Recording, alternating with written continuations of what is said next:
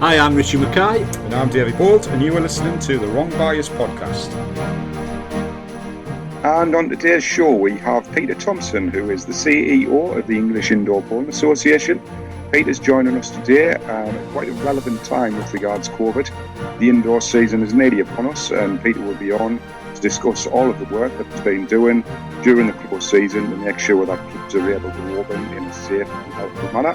We also are going to be looking back on the last 19 podcasts that we've done. Can't believe it's now our 20th show. It's absolutely fun over.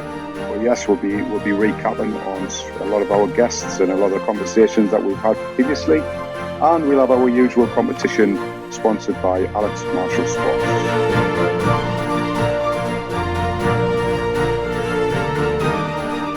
Right, mate, here we go again. Show number 20, our anniversary, and it's China. China? Oh, my word. That's not very relevant at the minute with COVID, is it? What can we say about China? Yeah. That will not get sued for or a bit nerve gas sent over.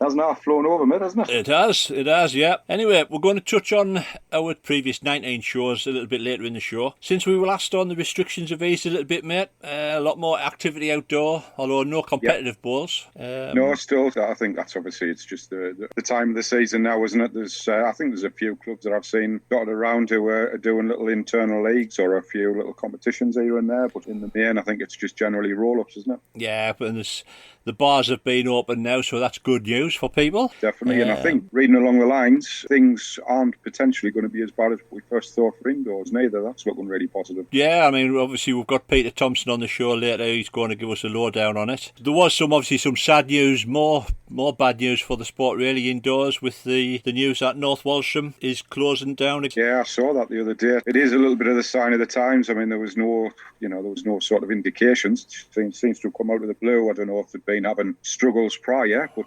I don't know about yourself. Did you ever go down there to play in the triples? I never went down. I mean, it was always that triples, wasn't it? That I think was it about £1,000 or £1,500 for the winners. It was a fantastic competition. I went down once, played with Ian Lambert and Davy Morgan, if I remember right. It was a canny old journey. Yeah. And yeah, it was a really, really top standard competition, which seems to have fell to the wayside for the last few years. You look at some of the names that's won it in the past, and was it David Ward who used to Davy Ward? Yes, yeah. So it's a crying shame, and obviously following on from our last podcast with Mark Dawes losing Blackpool Newton Hall, it's a bit of a sad state of affairs to lose two indoors. In its heyday, it had 1,200 members. I think it was down by the yearbook. It was down to 176. So I think that's some drop, isn't it? Every picture tells a story, doesn't it, over the years? I know that. It just rings the bells again, like if Sunderland in a leisure centre, North Walsham in a leisure centre, Blackpool, Newton Hall in a holiday centre. Yeah. It just seems as if they could be the clubs that are going to be struggling and they're based in leisure centres. Be interesting to know if there's anybody listening from the Norfolk area as to what was the sort of the reason for the decline, if there was anything in particular, or is it just the leisure centre closing? It'd be interesting. It's like I say, you hit the nail on the head. It's another loss to the sport. It is what it is. Hopefully those members will have somewhere else in the area to go and join, so they'll not be in as such a predicament as our Lancashire friends who basically don't have a great deal. Yeah, and I don't think you've caught it yet, but I have sat and watched the Extra End Bowls England interview with the new Chief Executive John Cockcroft. Saw that the other day, yeah. I will definitely get onto that. It's a good watch for anybody who's listening. Just tune in. He's from a no bowls background, rings the same kind of lines that Peter Thomson, I think, when he came in from the EIBA, he didn't have a bowls background, did he? No, I don't believe he did, no. So it's obviously a way forward. I always thought it was needed. Yeah. My personal view, I think it needed somebody from outside of the sport to bring fresh new ideas into it. And from what I've heard so far, everything sounds really, really positive. So it'll be interesting to see what happens in the future. Yeah. I mean, I've picked out 4 bullet points from it, which you can come back in the next show about them, mate. He mentioned it's vital for it to have a successful international team to attract sponsors and funding. The sport needs to adapt to try new formats,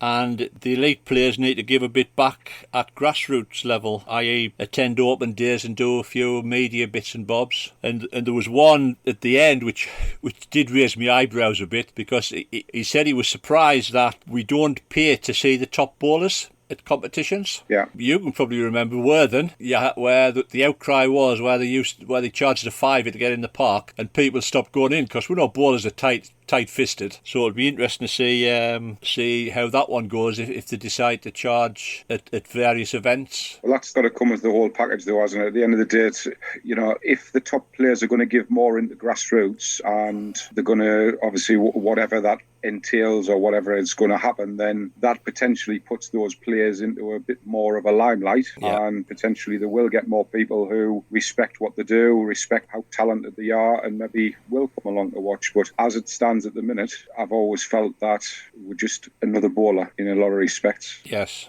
Yeah, and there is people who like to, you'll see the people who go and particularly watch a rink with a top player on or top players on that rink down at national finals. But I wouldn't say anybody's particularly sitting in the house and saying, I will make a purpose trip just to go and watch that player, if you know what I mean. They're doing it because they're there, not because they've got anything to draw them there. Yeah. It's a valid point, mate. I know the money from the Worthing, the £5, I think that just went straight to the council, didn't it? I think it was the council who actually put it on, didn't it? Wasn't it? Yes. So whether, if they get it out, if they do introduce something like this, whether they say all the money is going back to the sport, whether it'll be received a little bit differently. It'll be interesting. I think, like I say, it's good that he's coming in with these ideas. It sort of a little bit reverts back to the conversation we had a couple of podcasts ago about there's still people not happy about paying affiliation fees, never mind paying to get into a park to watch people playing balls. So it'll be interesting, but it all, like I say, I think it all stems on what the bigger picture is and what the whole package is, and whether that brings your top bowlers more to the forefront and gives something for people who actually want to go down there and watch. So it'll be interesting. Like I say, I look forward to. I'm going to watch the podcast, so I'll have a listen to what he says as well. But I think time will tell, and it's not going to be easy. It's not going to be a quick fix, but hopefully he's got the right ideas to take it forward. Yeah, there's another video that I would recommend clubs to actually watch. It's the Bowls England communication webinar. It's really interesting, and there's a lot of useful information there for clubs to attract new members. It's really good. It's on the YouTube channel.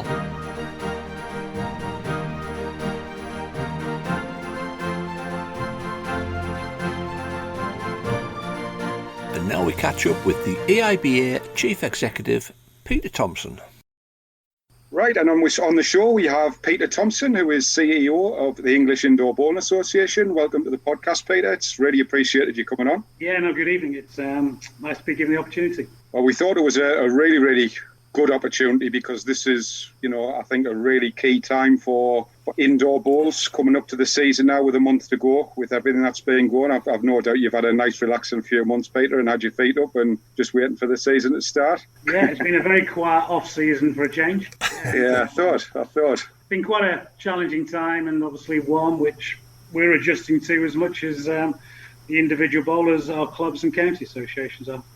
Absolutely, yeah, and we've seen recently. It's great to see that clubs are now starting to return to the fold. The bars have been open for a couple of weeks now, and the guidelines are out there with the proposed opportunities and guidelines to actually get back onto the bowling green. So, do you want to just give us a bit of an understanding as to the challenges you've faced, Peter, and what you've had to do over these last couple of months to obviously get us to the position we are now? Yeah, no, very much. It's obviously, as soon as the government started to announce that they would hope to start to ease the lockdown, we've been very much monitoring the situation, what that meant for the sport of indoor bowls. And obviously, with their roadmap, they indicated it looked like it was going to be July at the earliest before indoor bowls could start. So at that point, whilst basically keeping a low operation while we knew what was happening, we started to issue guidance to our clubs just to start to think about how they could open or prepare to open as and when the decision came. So we issued two sets of guidance on that, just thinking about how they could social distance, the hygiene issues,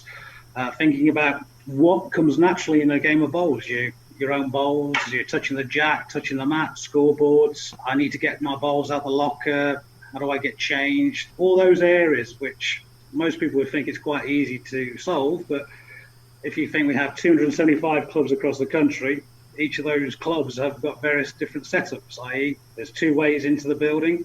and out, or there's one way in and there's one way to the green, one way off. So all those areas to think about. And then obviously we were gearing up for the positive news that on the 4th of July, indoor activities could start. So a big shock when perhaps bars and pubs were allowed to open on the 4th of July. And exercise, social interactivity, mental health was basically put on the back burner. So we monitored obviously the guidance, and then being told 2 weeks later that they were going to look at indoor sport. That announcement came, but the key for us really was, what are the conditions? Unfortunately, you can make that announcement, but there's usually more detail to go into to find exactly how that impacts on our indoor clubs and actually the sport of bowls. So we were going through all that process. Part of it is that all our guidance needs to be seen by the Department of Culture, Media and Sport, just to ensure that what we are putting out is actually complying with the national criteria. And so that was a long process. As you can imagine, DCMS were inundated with other sports and leisure operators asking exactly the same. So we had a bit of a delay from our plans, but fortunately, last Thursday, we got the sign-off. More importantly, there was a factor, obviously, allowing gatherings of more than 30-plus people, which obviously for indoor clubs is vitally important if we have to look at the financial viability of that site. That came along, and obviously that allowed us to put plans in place, put it out there for clubs, bearing in mind we're not saying this is what every club has to follow. As long as they're within those guidelines, they do what's comfortable for them, what they can achieve. Even more importantly is obviously the members. The members have to feel comfortable going into that environment, need to be aware of what the club are doing. So hopefully those clubs who've taken the big decision to open up over the weekend, on the first day, 25th July, the majority are now starting to do bits and pieces this week.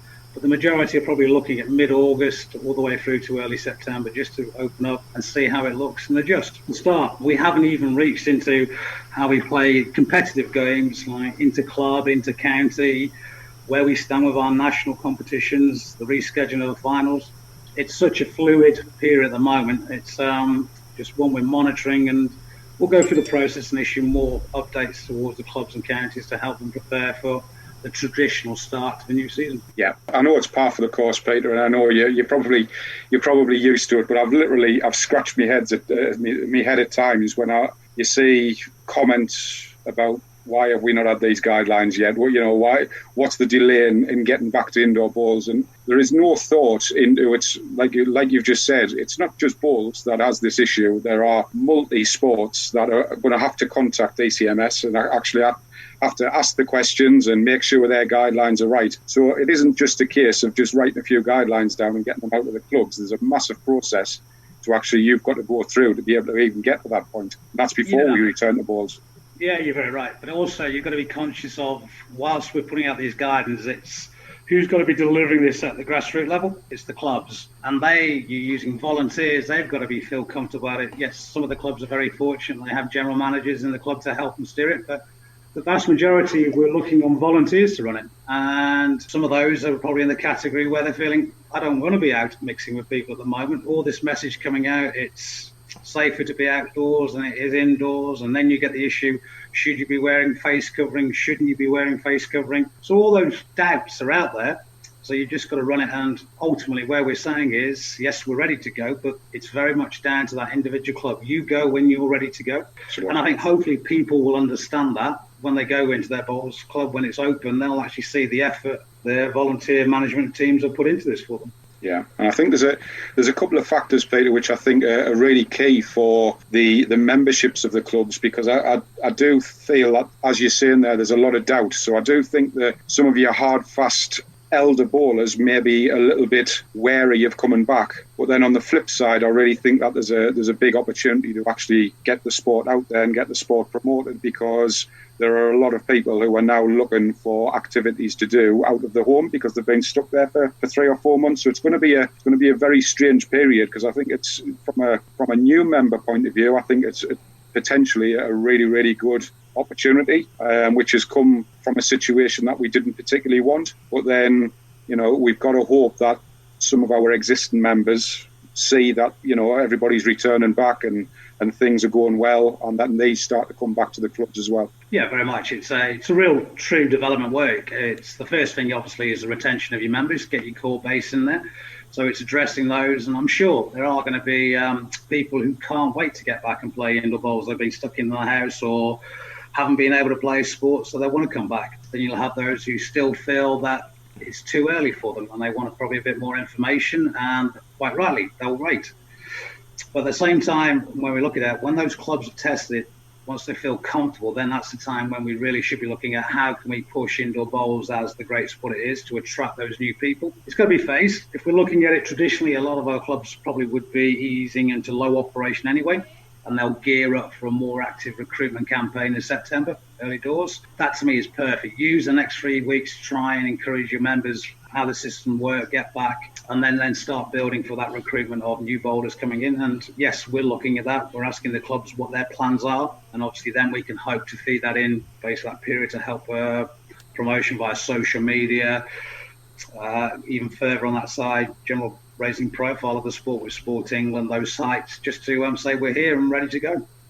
Absolutely. And are you aware of, was there a high percentage of the clubs that managed to take advantage of the government and Sport England funding that was available during this period, Peter? Yeah, no, very much. Obviously, we're still getting the figures, but fortunately, the vast majority of our clubs were able to benefit from the cash grants from the local authority, which obviously at that time came as a great help to them. And then we know that a number of clubs went through the process to apply for the Sport England emergency funding, and a number of those clubs have secured that. So that was good. Bowls itself is the third highest sport to actually engage with Sport England in the community to actually achieve funding. So it's good that our clubs have actually gone through that and the hurdles and filled the forms in. So when they've got the desired outcome from it. Obviously, we're monitoring it. We're looking at it as the indoor bowl or indoor sporting activity becomes more of a focus, and we see which way the government starts thinking about any more restrictions or lifting them. We'll see if there are any more opportunities, because it is going to be a new normal. We're probably not going to be able to have the amount of people playing on the greens as they would normally expect. So we have to have a look at it and see where we go. So anything we find, we'll identify the clubs. But the signs are that the clubs are open to applying for those fundings when they're made available, and they prove that they can actually fill and complete the forms and get the funding. In the new guidelines, Peter, is there a maximum number of people that can have in the centres, or? There's no maximum. The one we were obviously looking at, the first criteria before it came out, our last going forward, was that you could have no more than 30 people in the building, and with a maximum of people on the rink from 2 households. So obviously that was very restrictive. So what we were looking for was, in release, there was an opportunity, and that's what we wanted to clarify with the Department of Culture and Media, that our understanding was right. And yes, they said you can obviously exceed that 30 and remove the households in that group, subject to you making sure that they're maintaining social distancing at all times. You have other mitigating circumstances like the hygiene, the entrance, exit, control. So what they're saying, whilst you have it, you cannot escape that you need to keep that 2 metre, which is the one we're trying to push up. But obviously 1 metre plus the mitigating circumstances are there if the clubs feel that they have to do it. We have recommended that the clubs should focus on triples. Just get yourself used to it. We believe that's an easier format to actually ensure social distancing can take place across their rinks. Various mechanisms, if you need to, probably more for a domestic side, is just reduce the rink a bit, so you've got space between them rather than saying you have to go alternate rinks. But the alternate rinks are options for clubs. It's what they feel. Everyone's different. They might not have the walkway at the back of the green go straight to the wall, so you've got everybody on the green at one end. So that's the way you think about it, and how you can actually ensure you have the 2 metres as much as you can do. I went for a haircut, and the first thing that I got asked was to put me telephone number and name down on the bit of paper. Are clubs going to have to do like the track and trace that other industries have got to do, or? Yeah, very much. The check and trace is a vital importance. Obviously, we're saying for our clubs that you need to take advanced bookings from the people going in. So you can't have people just turning up and seeing if there's space. The clubs are knowing actually when they are open, who is coming in, how many they can control it. And obviously at that point, take people's name and a contact number. Obviously, I would think majority would be members at this point. So it's just knowing that it's Peter Thomson, I'm member 24. You've got my contact details, and you just hold that under secure GDPR for 21 days.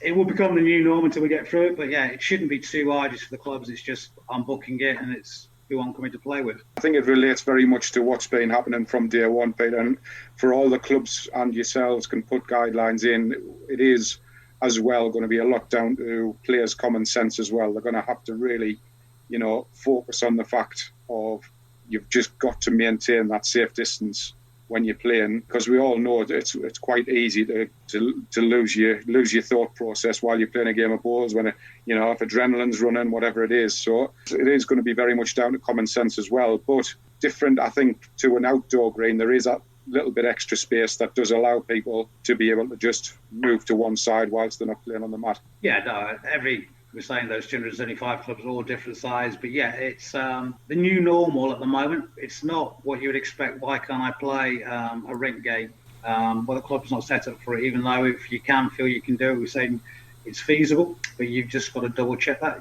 And the only way is monitoring it. It's exactly that. Once you get into that environment of playing your game, you'll start to see how people react to the systems put in place. We've actually said in the guidance, you may want just to put some markers on the green just to say, right, you stand here, or you just make sure you have to have so many players at the end of a green at any time. So it's a different style. The skip might be a bit frustrated, that obviously needs a bit more advice, but it's change.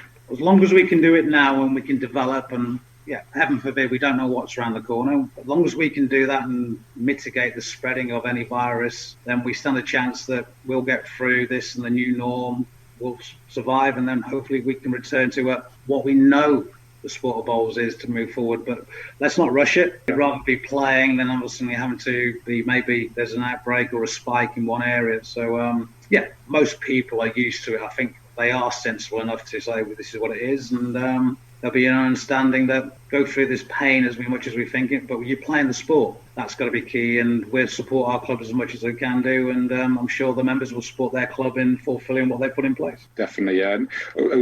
And point that you made there about, obviously, we've got to get through this period. From your own point of view, obviously, there's a lot of things that are involved throughout the season, England teams, national championships, etc. We know, obviously, the last year's national championships scheduled. Was it beginning of November they are now? We moved it from the original plans. I was hoping we'd get it by end of September, early October, but obviously we had to make that call early just for plans. So we've identified that slot early November if we can do. But obviously we're going to have to risk assess our own hosting of this with the chosen club, and can we actually get the finals? It may not well be like it would be in March. We've got to consider, can you bring spectators, how the players going to get there? Yes, we know accommodations available, but changing rooms ourselves and how you can do that, and we've got to look at that. We think that's the opportunity. We're reviewing it now, but we said we'll make a further decision by early September. Absolutely. We've got some tough decisions, and yes, we realise whilst we're planning it, we do understand that the people who have reached those finals also got to make their plans, etc. So we'll make sure that's out there plenty in time in advance, even if it's draft, and then we'll make a final decision. But what we're looking at, our own national finals we've taken for 2021, we're hoping that we'll continue with it. We've already made a decision that we'll defer the start of the team games up until the end of November, early December to give us a chance. We're looking at the individual competitions at the moment. So we'll find ways that we can hopefully get this in with lowering the risk to people. But as we say, things are sometimes out of our control, and we'll adapt. We've got a plan A, B, C, and there's even a D if we need it. And that's the international program where we're trying to work out, and we just realise there is so much bowls to try and fit in, but sometimes something may have to go just to allow us to get certain things through for the remainder of the season. And there'll be more from Peter later in the show. Right, mate. So here we are. Who would have thought it? From the first text message in mid-October 2019, asking if you fancy doing the podcast, to getting our first one knocked out on the 8th of November. We're now up to number 20, and we are kicking the behind short of 10,000 downloads. Fantastic. Gone well, do you think? I think it has, Richie. I mean, like I say, we seem to have a nice core set of listeners who, are always commenting on our page and tend to drop us a nice message, and they're really nice. Get some lovely emails, lovely messages from people saying they've enjoyed listening to the show. I think all in all, we've tried to vary it a bit as well. I know when I have various guests on, I try, to just have the top players on week after week after week. I think it would get a little bit dull, so we've tried to vary it and talk about different things. So I mean, from that initial conversation, we've always said, didn't we? We always just said, we'll see how it goes. Yeah. I think in the very first podcast, you turned around and said, if you didn't want to listen, just switch off. And if we find that nobody's listening, we'll just switch off. Yeah. But we've had the incentive. I love to check the stats on a regular basis, just to sort of how they're going and what numbers we're at. And on average, I think I'd be right in saying we generally hit about 200 downloads a week, don't we? Yeah. For the first week of that podcast. Yes. And to be on, I think Rags to Riches was hitting around about 622, 623, which is fantastic. Yeah. And it just shows that there's actually people still listening to the first show that we did all those months ago. Yeah. I mean, the number of world champions we've had on: Alex Marshall, Paul Foster, Nicky Brett. You a magic little black book, mate. All your contacts. It's been great. I mean, it's been really nice. They've all done it with 100% positivity, and I've been thankful to come on the show and hopefully doing them all justice. I don't think we haven't. I don't think we've done anything that would cause any issues for our guests. We've had some, sort of nitty-gritty conversations at times and put our opinions in there, but I think we've been very fair with the fact that we also try to counteract that by pointing out the positives of people or organisations do at the same time as well. Yeah, I mean, we've highlighted the likes of the great work that Andy Napper's been doing at White Knights, the inspirational show, the Gary Hood, and we touched on something that I'd never really touched on a great deal, the short mat with Craig Burgess. Absolutely, and like I said, I think it's been a really strange period. I'm quite happy that we've plugged away during this, what I would class as a really tough time, because a lot of the makeup of the show generally has always been about providing results and talking about what's been happening in the local area, national area, and we haven't really had that, have we? It's been very much COVID specific for the last 3 months, 3.5 months. But I think we've managed to put out some good conversations, good shows, great guests. Yeah. David Corkill interview, 5 minutes into it, and he comes out with, "Is David coming on?" Can you remember, mate? Absolutely. Some absolutely great laughs. I mean, that's what I've loved about it, and I've got no particular favourites. I've really enjoyed every single one that I've been on and our guests that we've had, but I love the ones that when I listen back to them, I generally listen back a couple of times after we've done it, and I'll just love the ones that continue to make us laugh over and over again, even though I know what's coming. I think the one that sticks in my mind recently was Catherine and Lorraine. I had a really good laugh at that one at times. And then you go back to the Leonelli. Your favourite quote of the podcast. I mean, that was just... If I could have had a picture when your face was when I came out with it, he's gone, did he really say Leonelli? who is this man over this other side of the mic? He's older than me and he doesn't know his names. It was certainly eye-opening. Is he weird?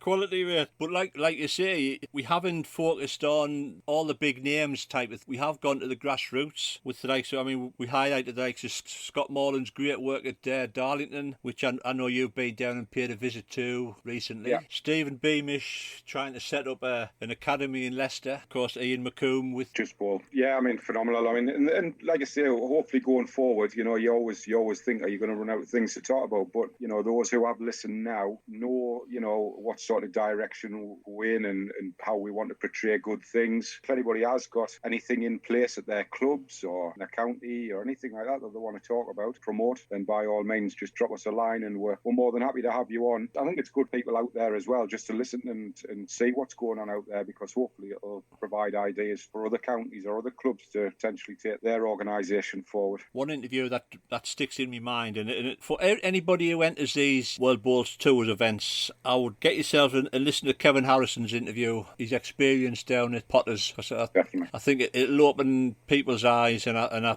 thought it very blunt and straight to the point. It was just honest, and it's not, there's no reason not to be honest about it. If that's the experience, then there's no point in sugarcoating it or trying to make it out to be something it's not. That's how he's found the whole situation. We know there's restrictions in place, etc. But I just think it's nice people who understand that it's not just as easy as going down and playing your normal bowls like you would do at your club. Yeah. People go down there and question why, predominantly the qualifiers usually don't do that well. And there's a lot of things that sort of barriers, should I say, that exist that, don't always allow that. But credit to those players who have qualified in the past and managed to break into the top 16. You can't take that away from them because they've they've gone through the process, they've got over the obstacles, and they've managed to succeed in the end. And probably, I think Mark mentioned it last, the show was a good opportunity for top name players to come on and show that they have got a personality. You know, there is another side to them.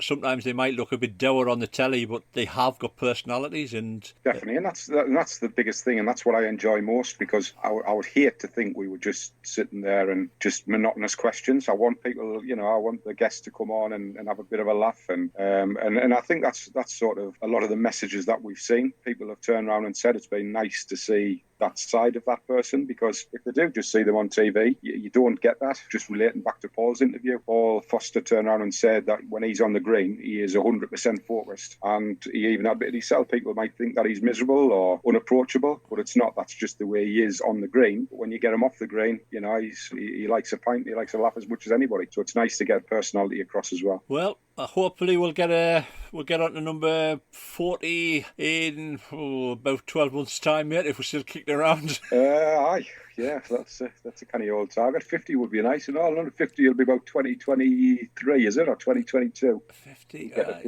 be something like that, aye. But we'll plod on, as long as you say, as long as people keep listening and they enjoy it. We'll keep doing it and try to find new things to put into it. Definitely, without a doubt.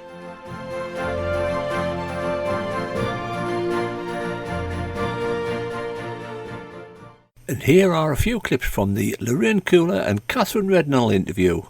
First up, pre-interview. Hang on. I'm going to go out and then go in again. Really? That's a blooper. It's a blooper alert. How much have you had to drink?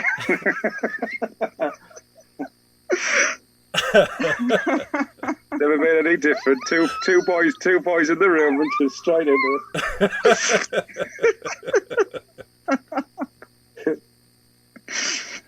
There she is. Redis, you should definitely use that photograph from when you were in the under 14s or something. You're a knob. It'll big you up a little bit, like. Can you play Redders down a little bit so it's not just like look, we've got this amazing player and then we've got Lorraine. Actually, what I was going to say was when I start on Redders synopsis, if you want to go make yourself a cup of tea, come back in about 5.5 minutes. definitely do oh well, yeah. Yeah, I've compacted it. Let's just compacted it. And it just got better and better. Right, Catherine and Lorraine, welcome to the Wrong Bias podcast. Much appreciated you coming on. This is where you score. No, that's no problem, Dave. Thanks very much. Great to be here. What a start. Okay. That's going straight in the bloopers. Take two. How many goes to get there? Take We're two. quiet for one. Just imagine we're sitting at a bar table having a drink. So Lorraine, you starting to catch up with me and Richie age-wise. You hit 30 yesterday, so many happy returns. Yeah, thank you. Thank you very much for mentioning that. No problem at all. I know you were really looking forward to your 30s. But, Miss Rednall, 24, is that right? 20? Correct. My God. Not catching you up quite yet. Did you start when you were 3? I was 5, actually. Right. I didn't turn up to the bowls club and get put straight into a bowl skirt and have to worry about what I was wearing. And I fell in love with the game, and then I accepted the uniform because I love the game. And this is something I say a lot, at grassroots level. When you get people in the gate, in the door, don't talk to them about what they should be wearing. Don't talk to them about shoes and it doesn't matter if they're in a pair of shorts and a t-shirt. Just get them on the green, let them fall in love with the game, and we'll worry about all the other stuff afterwards. When I played for Suffolk Johns, we still had to have the blazers, and I think this was the first year I got in John's team, and I borrowed my grandma's, and it said that we'd won the Walker Cup in 1992, and I wasn't born until 1996. David Bolt show. Well, yes, there you go. His head won't fit through the doorway if he carries on. We just point him in the right direction and away he goes, man. Wind him up and let him go. That's the one. Like the old little clattering teeth, just stick them on the desk and let them rattle on. you finished? Yeah. Oh, were you listening? No. We could do this all night, actually. Or is this all going at the end? It's like Gavin and Stacey, the best bits, isn't it? Well, he's good at stuffing turkeys, you know. Yeah, I'm good at stuffing turkeys. I've stuffed a few every time. Thanks. What? Talking about dinners. Anyway. Moving on. Turn into celebrity juice, this. You're no Keith Lemon.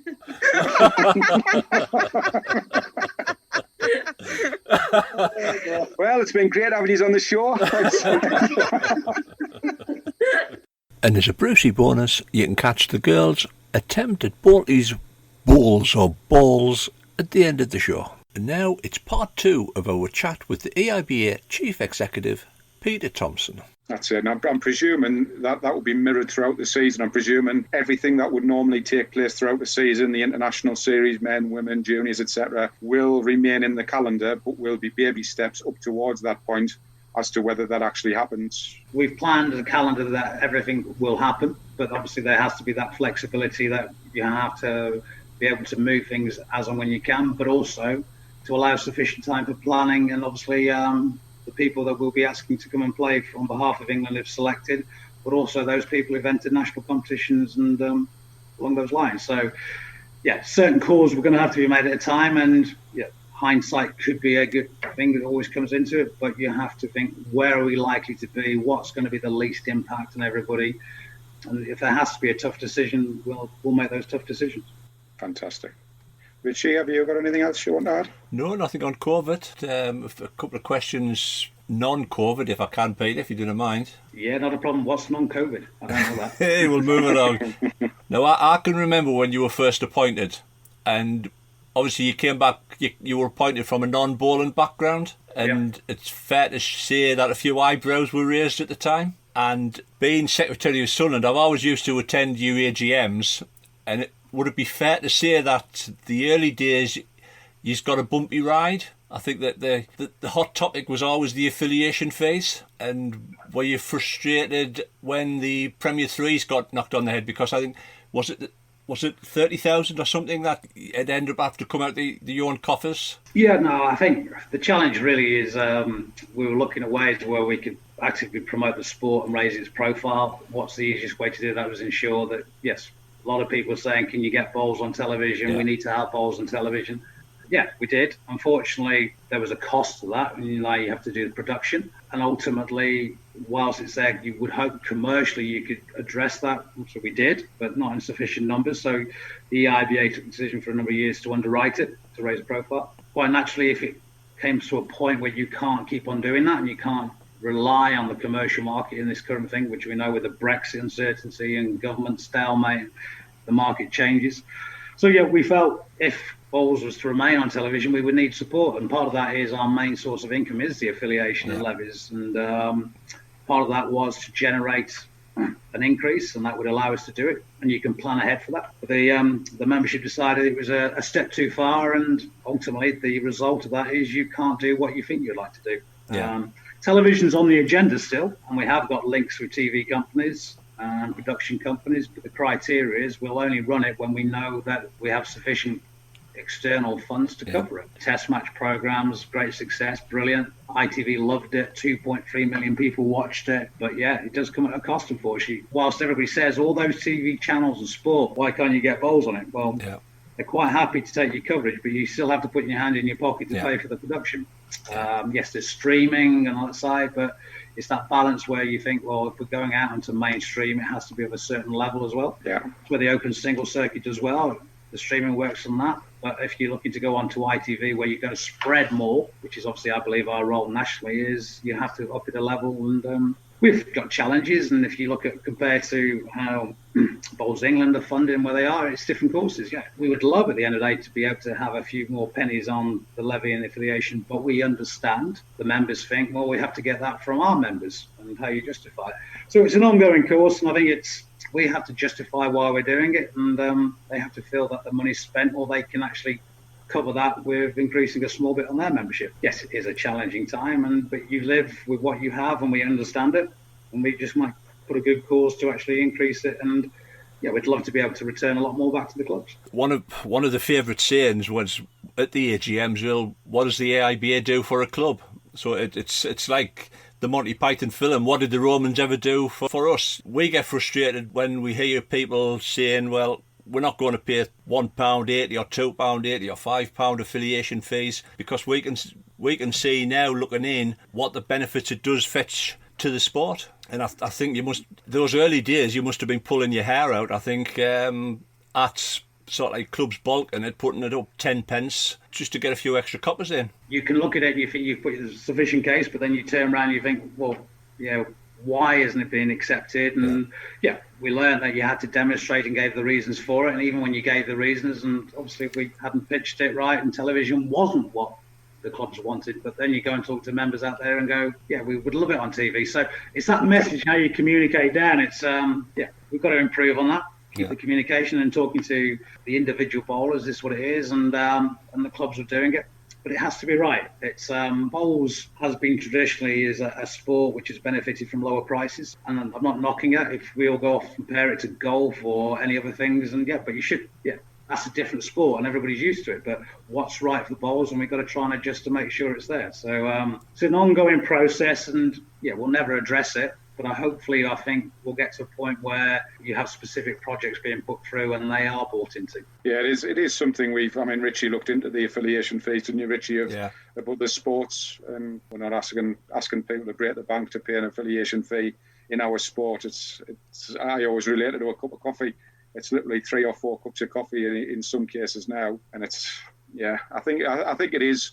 A lot of it is just that understanding, because we do get people who question where it goes and what it does, but don't seem to grasp the overall picture that you've got to do certain things to keep the sport in the limelight and keep it at a certain level, and that doesn't come free, unfortunately. No, it's a challenge, and we have to, and quite rightly, it's I'd turn it around. If I was at that point, Peter Thomson, what do I get from any association with the EIBA, where we try and say with the structure you have this for, we're not just national competitions, which people traditionally thought the EIBA was, and internationals. Yes, we have it, but every national governing body needs that for the profile.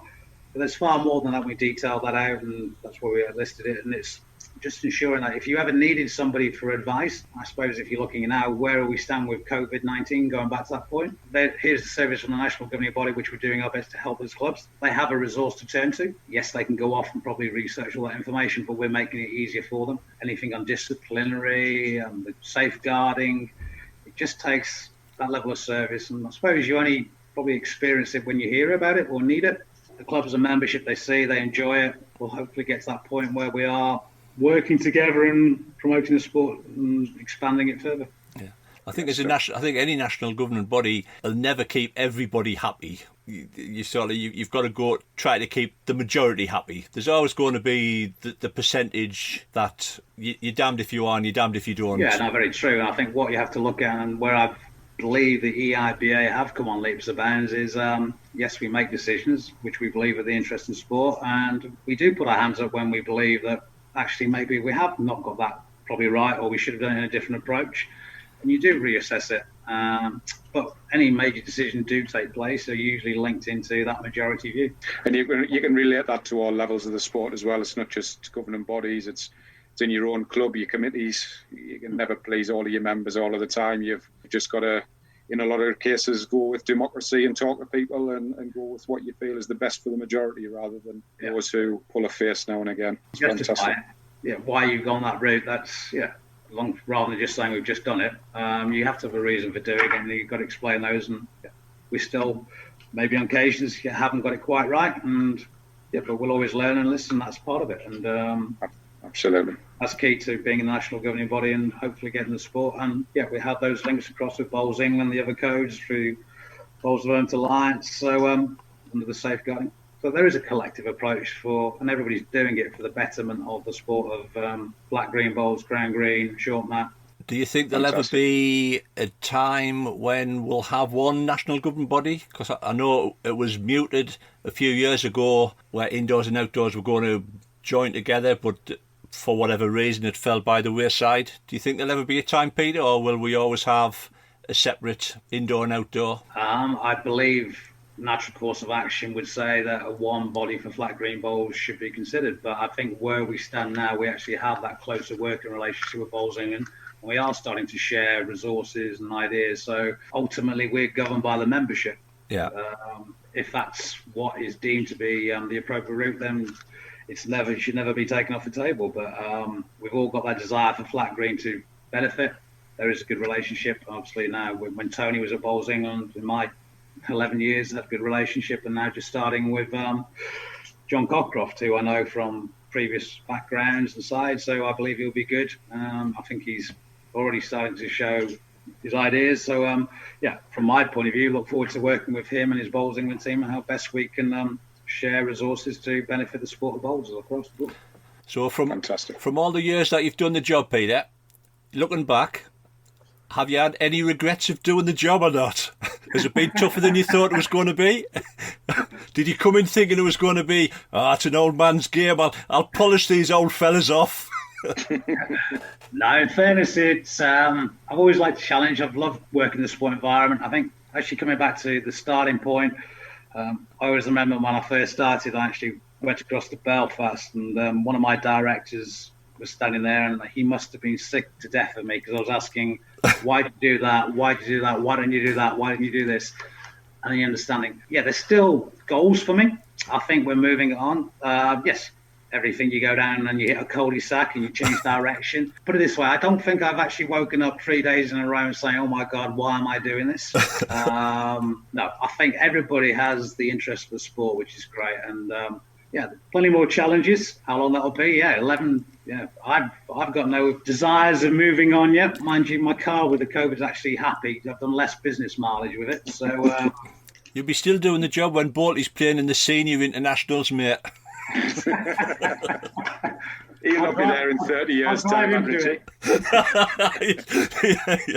But no, I've got no regrets, and I think it's there. And ultimately, everybody, whether it's through an individual wanting to go further themselves or the club and the county wanting to help it going out, I think everybody's pulling in the right direction. But sometimes some of us move probably at different paces. But that's how, unfortunately, in my career in sport, I've worked in various things from professional into amateur and professional, and that's where you are. It's good teams, and it's a very friendly sport. And wherever you go, everybody's got a smile and a question for you, and or a question or a check and challenge. So, why has the affiliation fees gone up? What do the Romans ever do for us? I've got to stop replying now. I'm all right. But I'd rather have those questions back. At least you can then try and explain it, and rather than saying, we'd rather have that feedback. Yeah. And as long as you have the feedback, you can then try and move on rather than thinking, well, we don't want to do it and we don't want to do this. But why? They're always the way. Anybody can say we don't like the way you're doing, but as long as you can give us an alternative why you think it doesn't work, then obviously that helps us adjust our working plans and move it forward. But it's a great sport. Great stuff. Well, I don't know if you've got anything else, Richie, but from me personally, and this extends to Bowls England as well, I'd just like to thank yourself, Peter, and everybody involved within Bowls, within England, because I think you have done an absolutely fantastic job to be able to enable people to get back onto the bowling greens. I've no doubt it has been an extremely stressful 3-4 months, and I've no doubt you've had some probably sleepless moments of what was going to be happening and how was everything going to fit in place. But it's credit to you and credit to Bowls England for actually enabling us to get back on the green, because without you it wouldn't have happened. So I'd just personally like to thank you, and I'm sure Richie feels the same. Without a doubt, spot on. No, thank you. It's obviously challenge. No, we had to do it, and I'm sure. I know we'll probably be issuing a couple more updates. We're on issue 4, and as we expand and adjust and more stuff comes out, we'll keep on updating our clubs. And now we're back, we can start pushing that message actually into the individuals. Our biggest concern at the start was putting all this out and putting messages to the individual bowler, but we need the clubs to be able to be on board, because without the clubs, we haven't got anywhere for the bowlers to go. Yeah, absolutely. And I think anybody listening to this, Peter, will be warmed by the fact that things are going in the right direction. And for all it may not be the pace that everybody wants it to, I'm sure we will get back to where we were of some sort of normality at the first possible opportunity when we're allowed to do so. And I'm sure you'll be hot on the heels of any changes of guidelines, government-wise, etc., to make sure that happens as well. Yeah, definitely. Great stuff. Well, thanks so much, Peter, for coming on. It's been great. And like I say, it was highly topical at this time because I'm sure there will be a lot of people who want to know what the situation was. And I'm quite sure you've answered a lot of their questions there. So thanks very much. Well, thank you, David. Thank you, Richie. Thanks, Peter. Thank you. Not a problem at all. Thanks again. You take care, Peter. Yeah, indeed. Take care.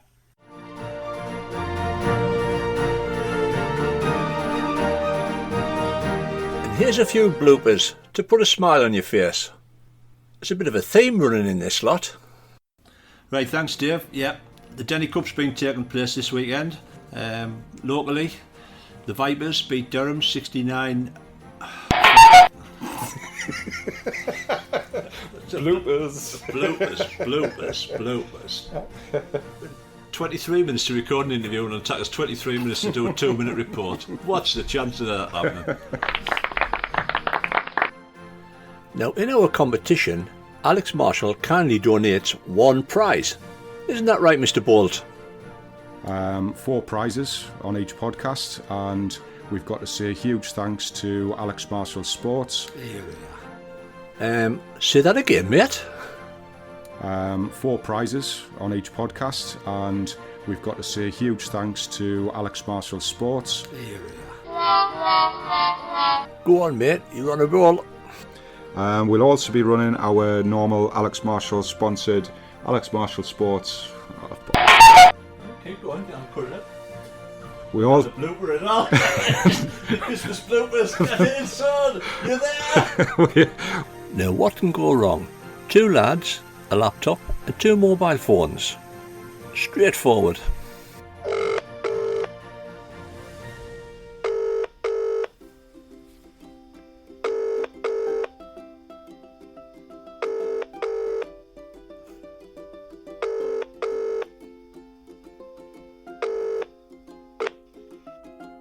Hello, this is Alistair Hollis. Hello, this is Alistair Hollis. Fear not. Second time lucky.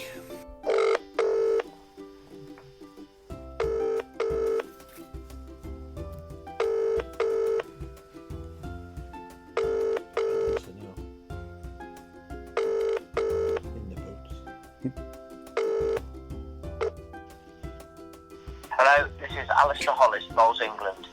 Please leave your name and telephone number and I'll get back to you. Well, everybody said nobody can get hold of anybody at Bowls England. But even when we get through, things don't go to plan. In this clip, Davey was expecting a Bulgarian voice as we tried to get in touch with George Babeloff.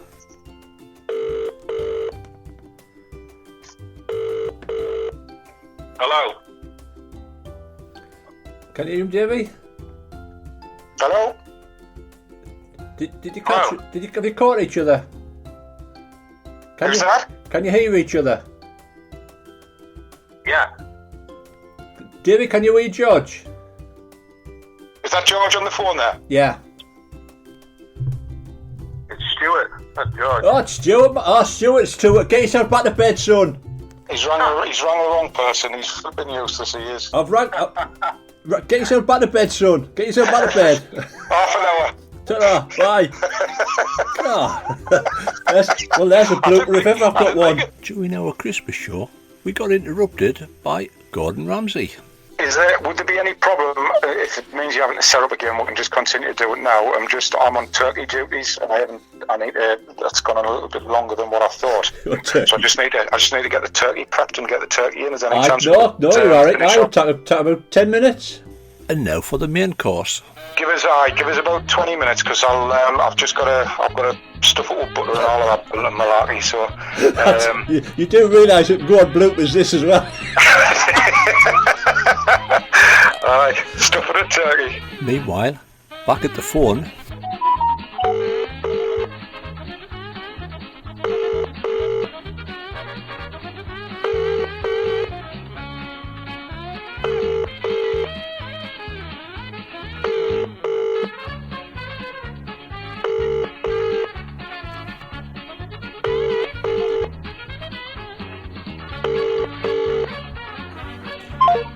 plan didn't work at the minute. Oh dear. In our interview with Irish legend David Corkill, Bolty was going to do the interview. Well, that's what we thought.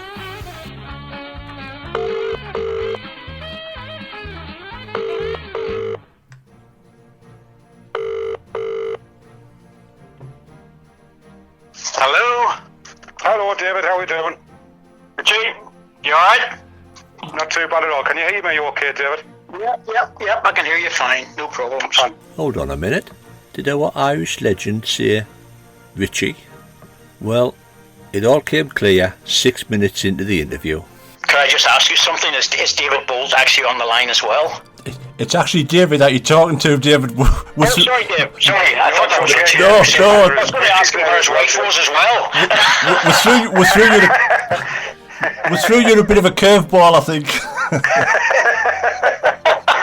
See, this is where the problem comes. Whenever you've got an accent communication problem. Don't worry about it, Dave. This will only go into our Christmas bloopers. It's a blooper, David, you're in. And there was Pussy galore during an interview with world champion Paul Foster. But the main thing is I'm still enjoying it. Definitely. If you give me 2 seconds, I've got a cat meowing. I don't know if you can hear that, Richie. What's going on here, Paul?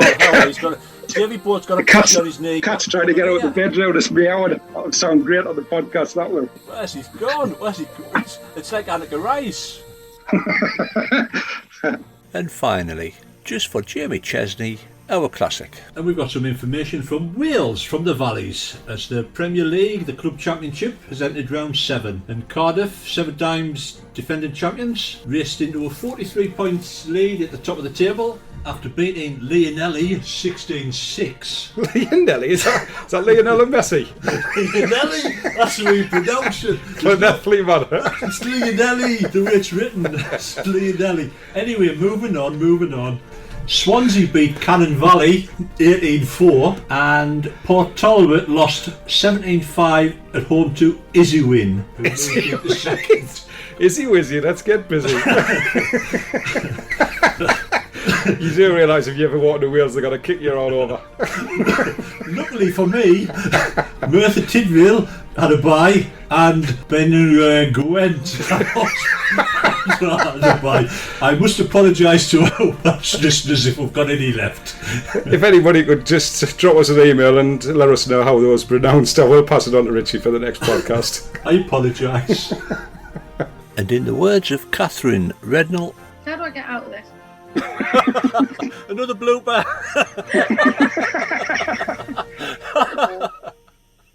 Let's see if I can kick you out. I'm going.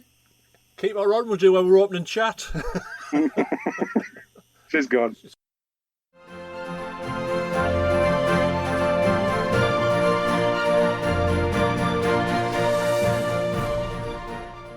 We'd just like to say a massive thank you to all our 29 guests. Are you ready, mate? We've got 30 seconds. Rattle them off. Here we go. Ian Richards, Devon Cooper, Louis Rideout, Sophie Tolshard, Andy Napper, John Booth, Chloe Stewart, Mark Casey, Gary Hood, Nicky Brett, Alistair Hollis, Jamie Chesney, Alex Marshall, Craig Burgess, Dom Pixley, Stephen Beamish, Sean Honor, Kevin Harrison, Alan Thornhill, Stuart Airy, George Babalev, David Corkill, Rishi Prasad, Scott Morland, Lorraine Kohler, Catherine Rednell, Paul Foster, Mark Dawes, and Ian McComb.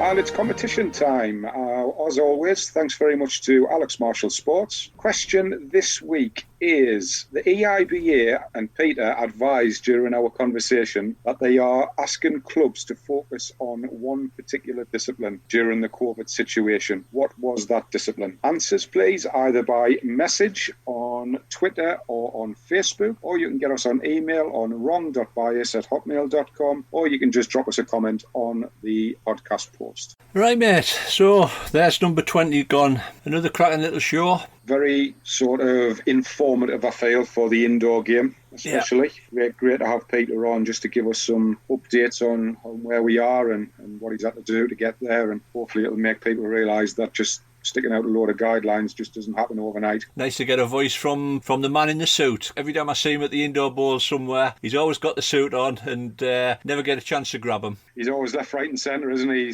He never stops when he gets to these events, and that's testimony to him. I've known Peter a lot of years now, and he's done a lot for the sport. He's done a great job for a lot of years, and nice to hear potentially we'll get some more bowls on TV in the future. Yeah. And it just reiterated the fact of what we've had the discussion about the affiliation fees. Well, when you think, mate, I had a check, and the EIBA get about 200 grand in for the affiliation fees. Now that's to run your sport. You've sort of got your headquarters, you've got the international teams, everything comes out of that. And people have got to realise that without an affiliation fee, you ain't got a governing body, and you'll probably not have a sport. Well, during this period, we certainly wouldn't be in the position we are now. No, that's for certain. That's right. There wouldn't be somebody at the end of the line to be able to answer the important questions to enable clubs to open, because I've got no doubt it's been a bit of a hotline. How do we open? What do we need to do? Processes, etc. The problems with Sunderland where we were closing down, Steve Rodwell was spot on. I mean, I'm still in touch with Steve, and he still keeps asking to see how we're going on. So have we got anything in place or what have you? So the advice is there. It's always nice to have somewhere to go to get the advice, to find some things out, and I think that's a lot of people think that comes for nothing. It's the same as the TV. I still remember the AGMs where the EIBA got pulled to bits, and it's always a group of clubs from the Midlands that pull the EIBA to bits at the AGMs that I attended. Financially, they must count the coppers when they go to sleep. They must rattle the pennies.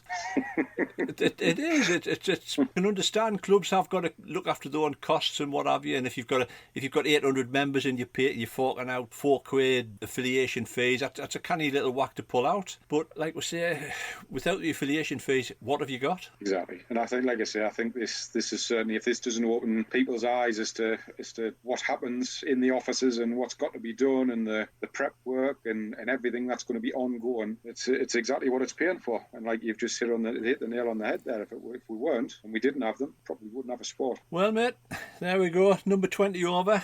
Roll on 21. Do we get the keys to the door for 21? Keys to the door, 21. Eh? Keys to the door. So we'll crack on. I remember it 5 years ago, Richard. I enjoyed it. It was a nice birthday party I had. Hold on, I'll have to think of that one. Like, I don't know.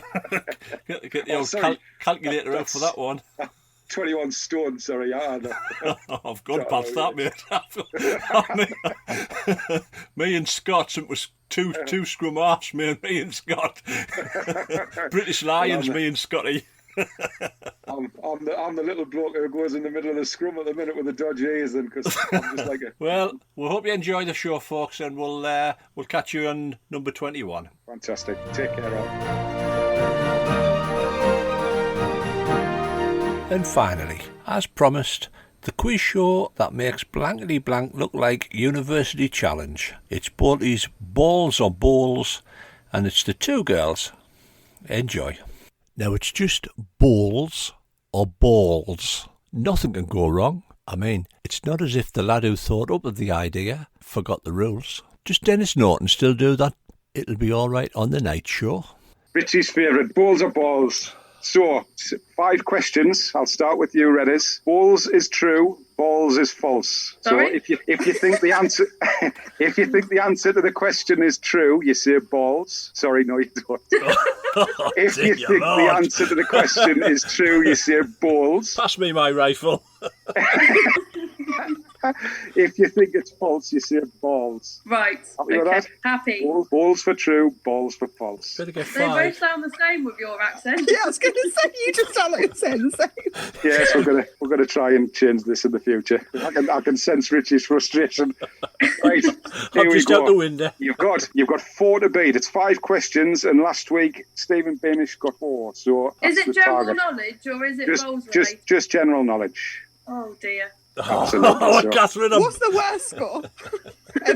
1. There's only been 2 so far. Somebody got where Scott Morland got 1 and Stephen Beamish got 4. So that's your target.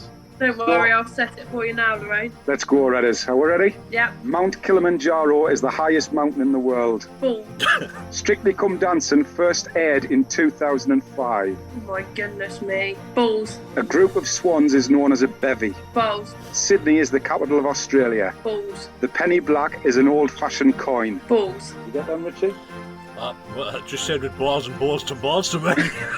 I must admit, I was hoping it was coming across a little bit clearer. There was definitely a B there, I'm not gonna lie, wasn't if I wasn't sure, I'd just shout balls at you. So. there was definitely a B in there and an S. Oh, God. I think you got 5 there, Catherine. No, I didn't. Unbelievable, yeah. Unbelievable. Are you serious? So, we'll try and be a bit clearer here. Mount Kilimanjaro is the highest mountain in the world. What did you say? Balls. Is that balls or balls? Balls!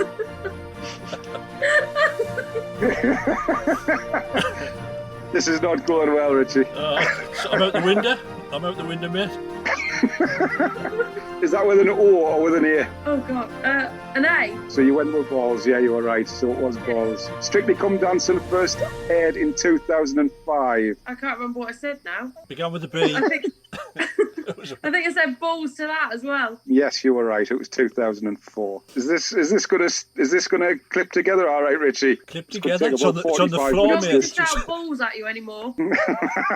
A group of swans known as a bevy. Did you say balls or balls? Balls for that. You were right. That's 3 out of 3. She's going to get a 5. Oh, my goodness. Sydney is the capital of Australia. You said balls for that one. Definitely balls, yeah. That's Canberra. And the penny black is an old-fashioned coin, and you said balls again, didn't you? Yeah, I wasn't sure, so I just shouted balls. You were right. 5 out of 5. It's actually a stamp. Oh, no. No pressure, Lorraine. I'll get 0, guaranteed. That's the best. Let's see if we can make it as smooth as the last one. So I have to say, what is it again? It's balls if it's true. Balls for true or balls. And try and put a bit of emphasis on the O. Balls. Balls or balls. Here we go. Will.i.am is the only mentor to have appeared on every series of The Voice. Balls. A heptagon has 8 sides. Balls. Fish can't blink. Balls. Last Christmas by Wham reached number 1 during Christmas 1984 period. Oh, before I was born. Balls. And the Guinness World Record for most fingers and toes at birth is 14 fingers and 20 toes in total. Balls. Was that you? I know it's false because I've got more. Well, my calculations, you got 3 out of 5 because you said balls to the first one. He has been on every series of The Voice. Heptagon is 8 sides. You said balls, which is correct. Fish can't blink. You said balls, didn't you? I said that was true. Yeah, that's fine. Fish can't blink. You're right. Last Christmas was balls. I only got to number 2, and you said balls. And it was true that somebody was born with 14 fingers and 20 toes. And it wasn't you. Yep. Really? All right. That's why Richie's 6'10". Well, that went nice and smoothly. Yeah, if you start editing that now, we might get it out just before broadcast. But no, that's been great, guys. Thank you so much. Been a good laugh. It's been a pleasure. I hope we covered what you wanted to cover, and like I say, it was we didn't want it to just be the same old boring stuff, so I thought we'd just have a bit of crack and see where it went. We shall let you get on with your lives, and it's been an absolute pleasure. It's been lovely catching up with you both again. I'm sure we'll. I'd like to say the same thing, but I know. It's just hard. say thank you. Just say thank you. It covers everything. If you just say All the cheers, best. thanks, it just covers it all. Well, I'll just tie it up by saying it's been great having you both on the show, and thanks once again for coming on. thanks ever so much, Bowie. Thank you for having us. It's been a pleasure. It's been a great pleasure. Thank you. Take care. Bye. Bye. Bye. That's us done. Thanks, girls. Thank you. Bye. See you later.